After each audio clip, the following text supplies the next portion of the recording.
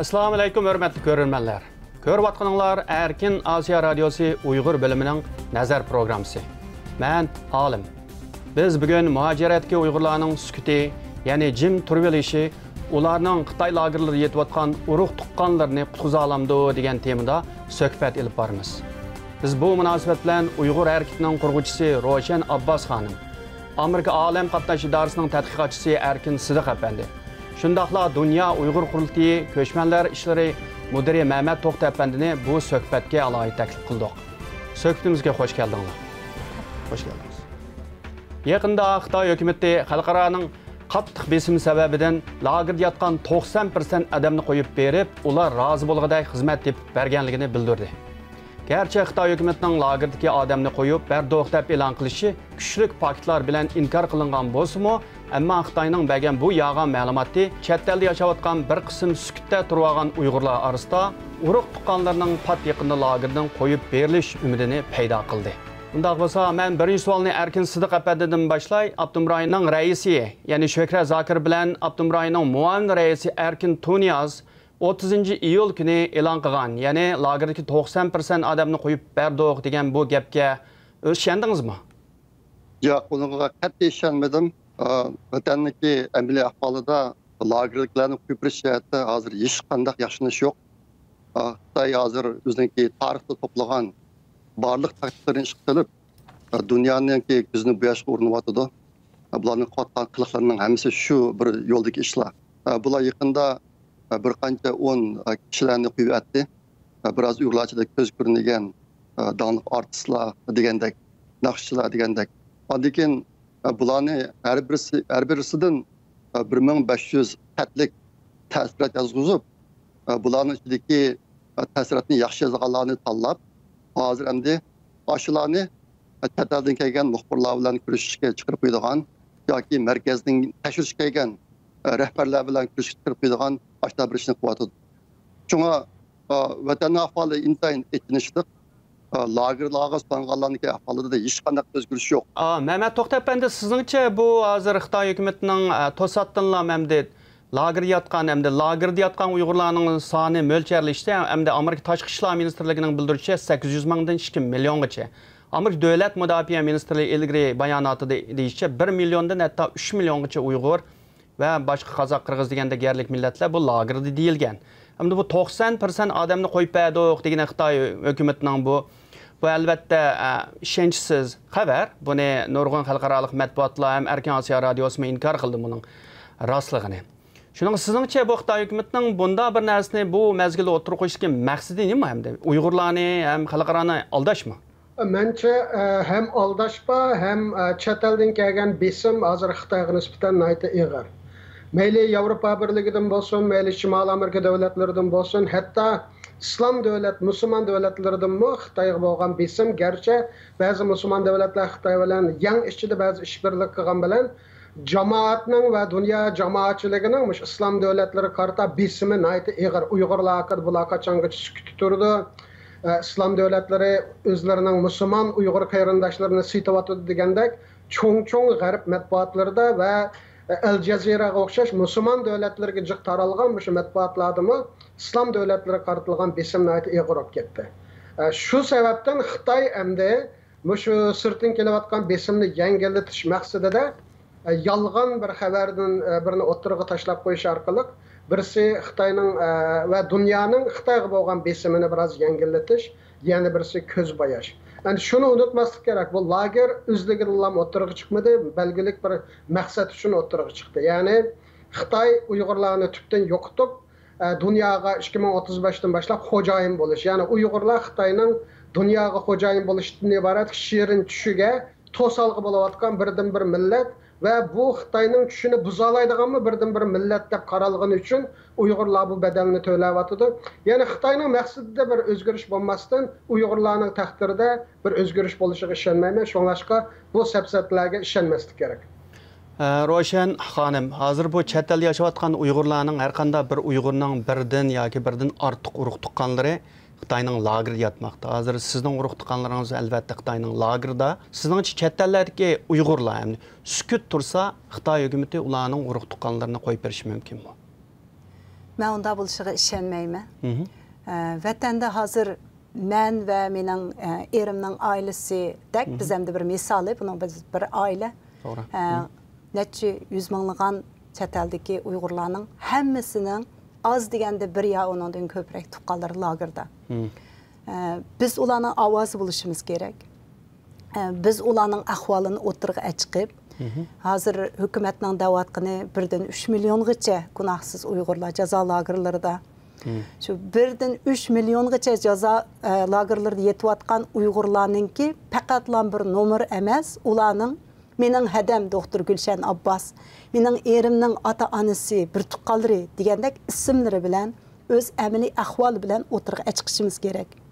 Unda qilmasak, Xitoyning hozir biz faqatlanma bir turkum kishilarni u yerda texnikalik nimalar bilan texnikalar bilan tarbiyalayapmiz yoki Xitoycha o'rgatyapmiz yoki ular shanba-yakshanbalarda uyga qaytib kelyapti, uyga telefon qila olyapti deganga o'xshash yolg'on tashviqotlari kuchga ega bo'ladi. Tuturish, tinch turish shuningga qo'shilganlik bo'ladi. Biz uningga qarshi isyon qilishimiz kerak. Biz ularning yolg'on tashviqotlariga qarshi haqiqatni o'tirg'a chiqishimiz kerak.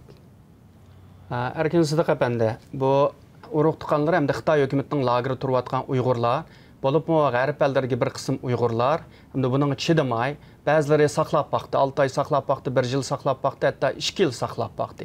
Natijada o ota-onasi urug' tuqqandan hech qanday bir sadami yo'q, ovozmi yo'q, ham ularning o'lik tirikligini bilolmadi. Shu sababdan bir qism Uyg'urlar naydi mardonlik bilan Xitoy hukumat mening dadamni, mening appamni yoki urug' tuqqanimni qo'yib deb xalqarалық sahnalarda, xalqarалық matbuotlarda ularning vaziyatini tushuntirish orqali Xitoyga qattiq besim qildi. Natijada Xitoy hukumati bularning ota-onasi bo'lsin, urug' tuqqanlari bo'lsin, ba'zilarining albatta hammasining emas, bir qism ko'rish degan bo'ldi Xitoy hukumati. Bu ovoz chiqarganlarning albatta. Sizningcha bu nimadan derak berdi? Endi haqiqatan siz degandek, shu Xitoylar lager ishini boshlagandan keyin ota-onasi, urug' tuqqanlari qilib ketgan Uyg'urlarniki chet eldagi qo'zg'alishi asli bo'ldi toki yaqinga qadar. Yaqinda biroz tezlashyapti bu qadam. Bu bir yaxshilanish. Endi buningda dastlabda chet eldagi Uyg'urlar agar men jimroq bo'lsam, ota-onamga biroz foydasi tegamdikin, qoldirimga foydasi tegamdikin deb mushuni o'ylagan. Hozir qarab qarasa unda ish yo'q. Haqiqatan bu men bu izchil turda bu bir ishni taklif qilyapman. Xitoyniki plani intayin vahshiy. Amaliyotda ular qandaqdir o'ziga sodiq yoki chet elda harakat etmagan u kishilarga rahim qilib qolgan hukumat emas bu. Buniki eng yaxshi misoli Nurbakri.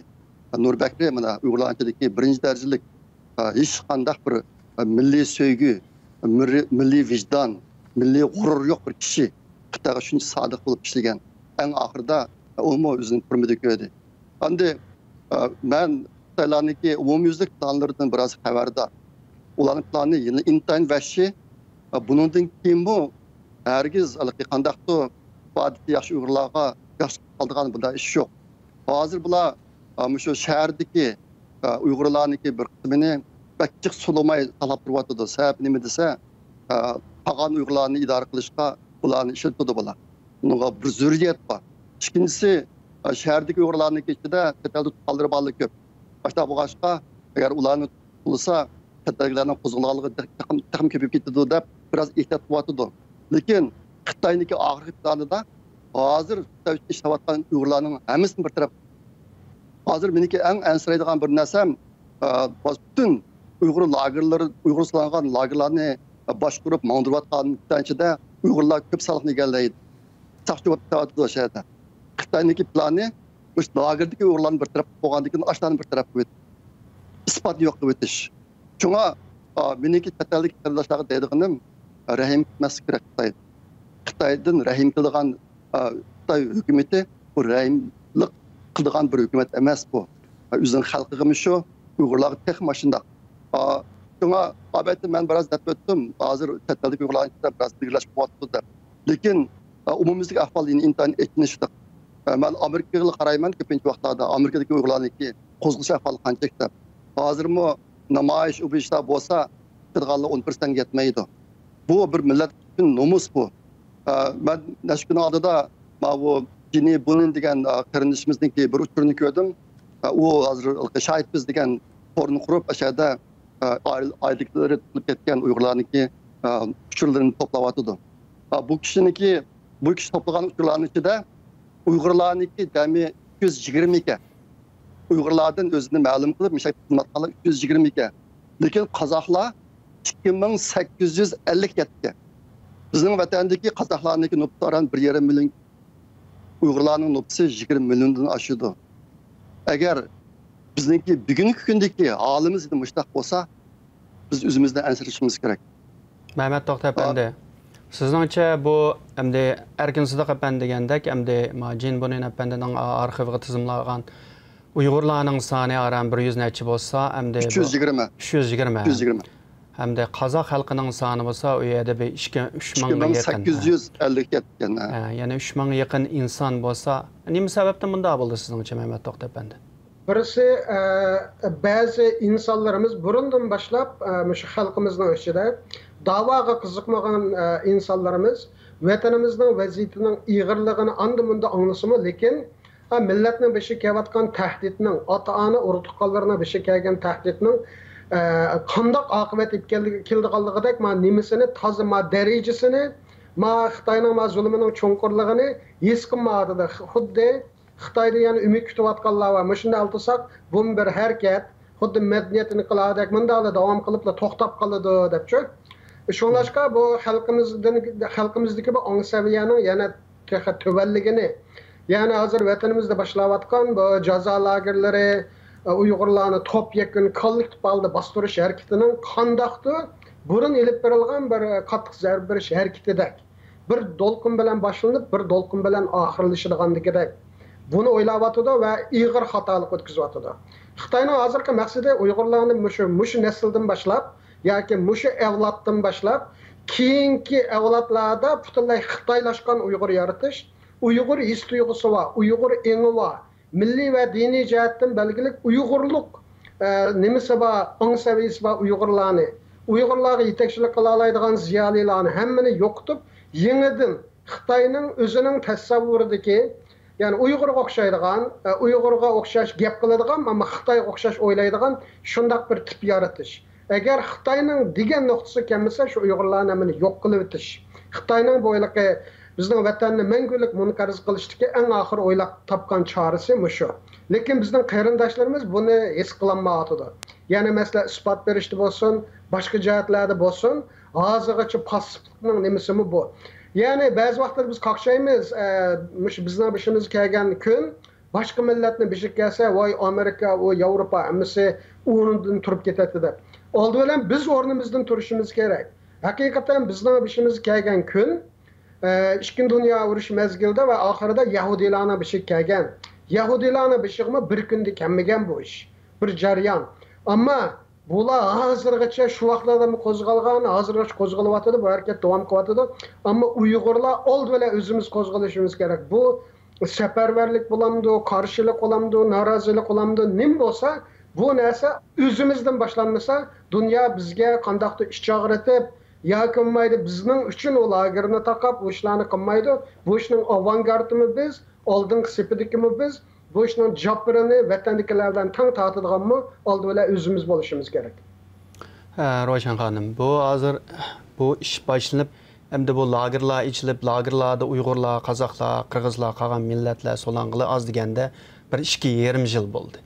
Endi Xitoy hukumati bir qism Uyg'ur, qozoqni qo'yib bergan taqdirda nihoyat oz bir sondagi insonlarni qo'yibdi albatta. Bu yerda hech zamon bir 90% odamni qo'yibotgan yo'q. Ammo baytin Erkin Sidiq apandi bo'lsin, Mehmet To'xta apandi bo'lsin, chet elda ovozini chiqarayotgan, mayli namoyish qatnashsin, ota-onasining lagerdagi turayotgan masalani so'zsin, faqatlam 10% odam. Sizningcha bu chet eldagi, masalan, bu shu ko'p sondagi Uyg'urlar nang sukutda turishi, oxiri ularning nijotlik chiqishi, Xitoy hukumatining yoki va'da yog'an va'dalar bilan ularning ota-onalarining, urug' tuqqanlarining qo'yib berishiga sabab bo'ladimi? Men onda qarmayman. Chet elda yashayotgan, erkin davlatlarda yashayotgan Uyg'urlarning to'xtamay siyosiy faoliyatlarga qatnashishi, ovozini chiqarishi, ashadagi Uyg'ur qarindoshlariga ega chiqishi aslida Xitoyningki To'xta, men bunda qilsam bo'lmaydi ekan dunyoning ko'zida deyishiga sabab bo'ladi. Biroq biz buni qilolmayapmiz. Xitoy shu planini boshlagan vaqtida bu yolg'iz bu bir qancha yilning oldidagi ish emas boshlangan. 2014-yili Lopnurda birinchi lager shu yerda boshlangan bo'lsa, odam tutish 5 yil bo'ldi degan gap. Xitoy bu ishni boshlagan vaqtida bu chet eldagi Uyg'urlarning ahvolini yaxshi tahlil qilib turib boshlagan. Chet eldagi Uyg'urlarning ichida siyosatga, da'voga, vatan da'vosiga, vatanda bo'layotgan ishlarga diqqat qiladigan odamlarning uncha ko'p emasligini, yana nurg'unlagan kishilarning Xitoy kuchlangan shu olimpik musobaqasidan keyin 2008-yildan keyin 2009-yil Urumchi voqeasi bo'ldi. Undan keyin 2013-yildan boshlab rasmiy g'arb davlatlarga o'zini oshkorlagan holda Xitoy jang e'lon qildi, bunday aytganda demokratiyaga jang e'lon qildi, dinga jang e'lon qildi. Mushunda vaqtida yanala Xitoydan umid kutib, biz jim tursak meni chaqmagan yılan 1000 yil yassun. Men yana viza bersa vatanga berib kelib, urug' tuqqanlarimni ko'rsam, mana shu kupaya mushunda jim turvasa mening ota-onalarim, urug' tuqqanlarim bexatar bo'ldi deganlarning beshiga kelyapti hozir. Shuning uchun bizning oldimizda faqat birli yo'l bor hozir. Bizning dushmanimiz aniq. Cenab-ı Allah'ımı bizni her qandaq ahvalda sınıgan bile yani özümüzün sebep qilishimizni, harakat qilishimizni kutidi. Şuna bizning birdan bir azırqı aldığımızdaki yol urug' tuqqanlarimizga yordam qilish uchun yoki ularningki hayot qilishi uchun biz ularning ovoz bo'lishimiz kerak. Biz ular uchun gap qilishimiz kerak. Biz bu davoni xalqaralashtirishimiz kerak. Bizning davoyimiz hukumatlar bilgan bilan biz tapdı badım deyimiz, yuqoridan tövenge tushgan davo bu. Hükümet adamları, hükümetler, devletlerninki, anandikin insan hakları teşkilatları bilgen bile yanıla grassroots organization yerlik asas katlam kişileri bilmeydi. Yanıla nurgun insanlar bilmeydi. Özümüz yaşavatkan devletlerge karsak nurgun kişiler bilmeydi. Şunun için şulağı anlatış, toxtumay başkaları bildiriş bu bek mühim. Erkinlik degan undaq asalla qo'lga kelmaydi. Erkinlikning bahasi nihoyatda og'ir. Bizning Uyg'urlarimiz qanday qilib xotirjam yostiqqa beshini qo'yib yetyapti mush kunlarda. Shu vatandagi xalqi uchun gap qilmay, gunohsiz lagerlarda yetyotgan necha million Uyg'urning ovozi bo'lmay, ashlarning dardini anglatmay, qanday xotirjam yashayapti. Erkin Sidiq apandi bu 2 yil mobaynida albatta nurg'un Uyg'urlar xalqarалық sahnələrdən aydı mərdanlıq bilən Uyg'urlarning ovozini bo'lib o'zining urug' tuqqanlar bo'lsin, ota-onasining ovozini dunyoga yetkazgan bo'ldi. Uning albatta zo'r foydasi bo'ldi. Xalqarалық matbuot bo'lsin, xalqarалық jamiyat bo'lsin, Uyg'urlarning ahvolining qanchalik nacharligini bilgan bo'ldi. Ammo Xitoy hukumati bu yerda jim turmay, bu bir qism bo'lib ovozi eng kuchli shaklda chiqqan Uyg'urlarning, albatta hammasining emas, bir qismining. Ularning ya ota-onasi ya urug' tuqqanlar bularni ko'rishdi. Mayli telefon orqali bo'lsin va yoki sinalg'u orqali bo'lsin ko'rishgandan keyin ota-onalar orqali bolalarga, farzandlarga besimchilish orqali nihoyatda mardonlik bilan, nihoyatda jaranglik ovoz chiqarayotgan bu farzandlari hozir masalan Amerikada bo'lsin, Kanadada, Germaniyada, Fransiyada bo'lsin, qolgan davlatlarda jimib ketgan bo'ldi. Sizningcha bu nimadan darak berdi? Bu Xitoylardagi bir ilmiy fikri. Bular shu yaqinqi 10-15 yilning mobaynida qanday qilib chet eldagi Uyg'urlarniki ovozini bo'g'ish, qanday qilib qo'llansak eng yaxshi degan narsalarni sinab baxtda har xil narsalarni. Masalan, dastlabda mana shuning ichida bizda kishilarni faqat viza bermaydi, qattiq bog'il qo'ymaydi. Keyin anikin bir yerda ko'rsak bizim atqanlarni mecburlab telefon qilg'izib, erkin pokuniya kelsa bir yerda ko'rsak deb bu ishni qilib baqdi. Undan keyin yana bu ishni endi to'xtatdi. Undan keyin asla uydagilarni telefon qilg'izib, buning g'ashda ishlarni qilyapti. Men boshqalarni aytmayman. Mening ota-onam tugab ketgan endi. Boshqa bu Xitoy to'xtamay o'ziniki taxtini o'zgartiryapti. Hozir endi bir qism kishilar shuningki damg'i bordi. Amaliyotda bu qandaqdir Xitoylarniki rahimligidan bo'layotgan ish emas. Ular o'ziniki qilgan bir plani bor. planga yetkilik hech qanday bosib olmaydi bular. Hozir bularniki buqvatgan maishlari faqatlamkin o'ziniki eski planni amalga oshirish yo'lidagi bir qism tahdidlari bu. Uyg'urlar buningga tushmaslik kerak, bunaqa bir qopqonga tushmaslik kerak. Mehmet To'xta Efendi, endi albatta hamma odam oldi bilan o'zining ota-onasi, balları, urug' tuqqanlarini o'ylaydi. Ularning sog' salomat bo'lishi, ham bexatar bo'lishini o'ylaydi.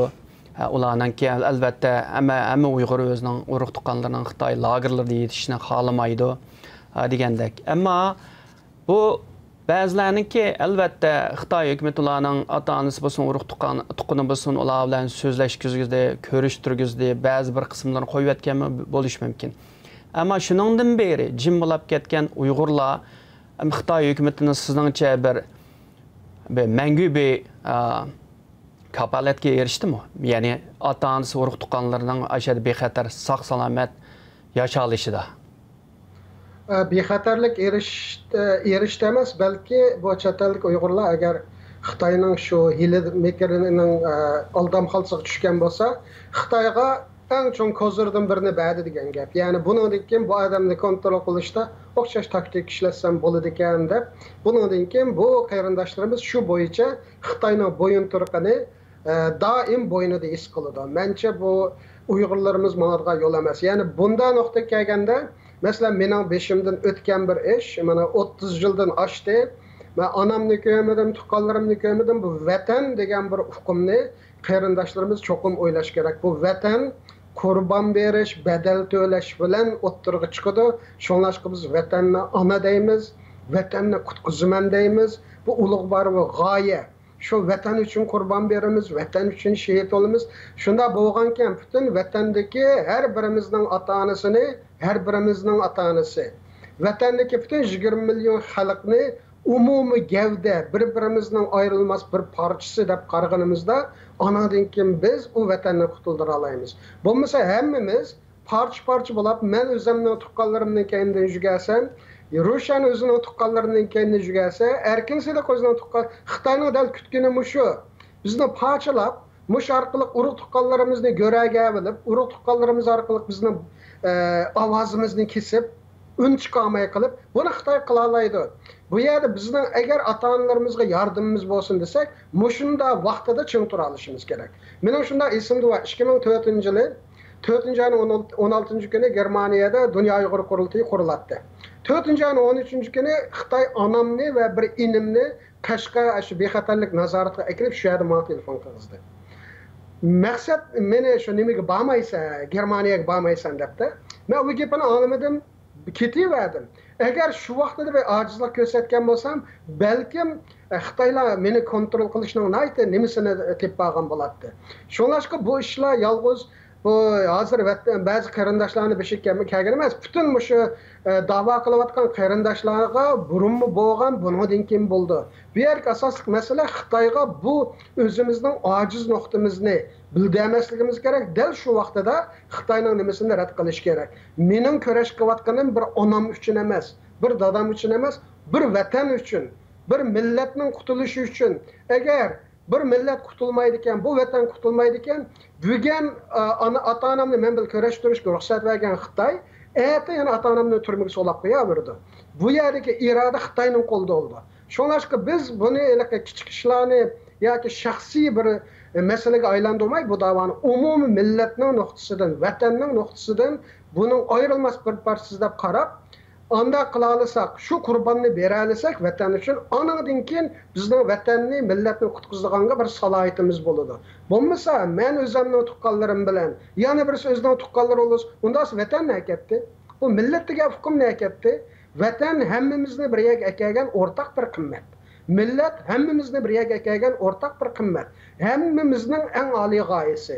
Agar o shaxsiy g'oyalar bilan bo'g'ishadigan bo'lsa, bu chet elda biz hech nima qila olmaymiz. Hozir Xitoy belgilik darajada chet eldan kelgan besimni his qilayotgan mezgilda, Xitoylar biroz mudofaaga o'tgan mezgilda bizning insonlarimizning osonlab bel qo'yib o'tishi Xitoyni kuchlantirdi. Balkim bu qarindoshlarning ota-onasi bilan kurashtirilishi mumkin, ammo nurg'un qarindoshlarning ota-onasi yana turmada texim ig'ir darajada ziyonkashga uchraydi. Shunlashqa mushu bir sezgir nuqta, boshqa qarindoshlarni umumiy nuqtadan qarab, bu Xitoyning oldiga tushmaslik kerak. Roşan xanım, bu Xitoy hukumatining hozir hamda 1 milliondan 3 milliongacha Uyg'urni lagerga solishi, albatta nurg'un Uyg'urlarning ota-onasi, urug' tuqqanlari bu lagerga soladi. Sizningcha bu bir shaxsiy masalami, bir milliy, bir millatning milliy masalami bu? Bu bir milliy masala. Xitoyning bu qatim niyati pek yomon. Burun madaniyat inqilobi bo'lsin, boshqa vaqtlarda bo'lsin, bu bir umumiy bütün Xitoyning ham yerda bo'layotgan ish bo'lsa, bu qatim bir yo'l bir balvoq savatlik bizning vatanimiz, biz egisi bo'lgan shu zemin Xitoyninki bir yo'l bir balvoqning muvaffaqiyatli bo'lishi, shu bizning vatanimizningki %100 Xitoyning kontrolligida bo'lishidek, shunday bir muhim hal qilg'ush bir zeminning biz egisi bo'lg'ashqa, Xitoy bu qatim Uyg'urlarni butunlay bir yoqdan yo'qotish, bir yoqdan butunlay xitoylashtirish. Masalan, bizning bolalarimizni, qizlarimizni Xitoy qilib yetildiryotdi. Bolalar yetimxonalarda Xitoycha til bilan, Xitoycha urf-odat bilan o'sib yetilyotdi. Qizlarimiz bo'lsa, zo'rlik bilan Xitoylarga toylashtiryotdi. Azroq bir g'ururi bor, vijdoni bor, bir odam yetaklayoladigan, ikki odamga gapini o'tkazoladiganlarni bo'lsa, tutib, jazolab, lagerlarga selib, bu bir milliy qirg'inchilik olib beryotdi Uyg'urlarga qarta. Bu insoniyatga qarta jinoyat olib beryotdi. Endi buni biz chet eldagi Uyg'urlar yaxshi tushuniglik. Mana bizningki men va akam Rishad Abbosning faoliyatlarimiz sababli biz hadimizni hozir lagerda, jazo lagerida. Bundaq sharoitda biz texmo qattiq ovoz bilan so'zishimiz, Xitoyning abdi bashirsini texmo qattiq so'kib o'tirg'a chiqishimiz lozim. Mening hadamningki jazo lagerida bo'lganlik sababidan muxbirlar davomli meningdan hozir ziyorat qilishni so'rab, har qanday yerda so'zga taklif qilyotdi. Mushu bana bilan men hadamningki masalasini o'tirg'a chiqish bilan men hozir butun millatning dardini olishga tirishyapman. Hammamiz shunday qilishimiz kerak. Chunki bu millatni saqlab qolish, bu vatanga ega chiqish, Mehmet To'xta deganga o'xshash, mushu chet elda erkin davlatlarda yashayotgan biz Uyg'urlarning zimmamizdagi bir tarixiy burchimiz, tarixiy vazifamiz. Biz buni o'rinlamasak, biz bundan keyingi avlodlarimizga biz javobgar bo'lamiz. Erkin Sidiq efendi, sizningcha bunda bir sharoitda Uyg'ur xalqi hamda o'zini qutqizish uchun qanday bir faoliyatlarni qilish kerak? Yaqinda ba'zanlar vatanga berib keldi. Vatanga berib, viza oladigan, urtqallar tushadiganlar berib kirib keldi. Lekin ularning dapirishi, ular shu turmaga kirgandek bo'lib yenib keldi. Agar bütün millat erkinlikka erishmaydi ekan, Mehmet va Samatningki oilasi qolgan bilan bundan keyin kurdigan kun ashta bo'ladi. Shuna bu nuqtadan qaldan başdan chiqamiz. Mingimizdan chiqamasligimiz kerak. İkincisi, Xitoy hozir bir qitim Uyg'urlarni o'ldirib, qolganlarini asmasiya qilib yo'qotmoqchi emas. Xitoyniki plani Uyg'urlarniki tangdan yerimni o'ldirib, qolganlarini inglizcha automatons deydigan bir xil maqsadga aylantirib qo'ymoqchi. Buniki ma'nosi nima desa, odamga o'xshash qilib yasagan mashina odam, robot. Yo'l ma'alaydi, yaqlalaydi, ammo siz nima desangiz ma'qul deb qildigan, programlab qo'yilgan qul mashina. Uyg'urlarni ashnaq bir maqsadga aylantirib qo'ymoqchi, asmasiya qilish emas. Shunga bizningki hozir biz dangan taqdir intayin vahshiy. Bir odamning qadr qiymati u odamning boshqalar uchun qanday qilib berganligidan keldi. Qanday tomoq yeganligidan, qanday kiyim kiyganligidan, qanday uyda o'tirganligidan, qanday mashina haydag'anligidan emas. Sizningki hozir qanchalik dunyolarınız bo'lib ketsin, o'lgan vaqtingizda dunyoning hamma sirtlab qoldi, shu betga ketdi yana aslida. Ondan keyin keyingi kishilarniki siz haqida esida qoldigan narsasi sizning boshqaga qilgan saxovat va boshqa yordam ishlaringiz. Biz uchun, bizdek bir millat uchun, bizniki millat uchun nima qilib berganligimiz biz o'lib ketgandan keyin qilib qoldigan narsalarning birisi shu. Shunga bu masalada hammadan o'ylab baqish kerak. Men o'ldigan vaqtimda meniki bu dunyoga qoldirib qo'ydigan narsam nima bo'ladi deb o'ylab kerak. Agar men o'lib ketsam, mening shu dunyoga qoldirib qo'ydigan narsam nima bo'ladi deb o'ylab kerak. Bizniki chet eldagi 90% Uyg'urlarning sukuttirilishi bu bir fojia, bu bir numus. Bunda bo'lsa, hammanglarning söhbətimizə qatnashib bəginanglarga alaydı rəhmət. Rəhmət Roşan xanım, rəhmət Erkin Sıdıq əpəndi, həm Məhəmməd Toxta əpəndi. Hammanglarga ko'p rahmat. Hörmətli görürmənlər, bu proqramımızga diqqət bəginanglarga ko'p rahmat. Kelar qitim ko'rishgacha xushvaqt bo'ling.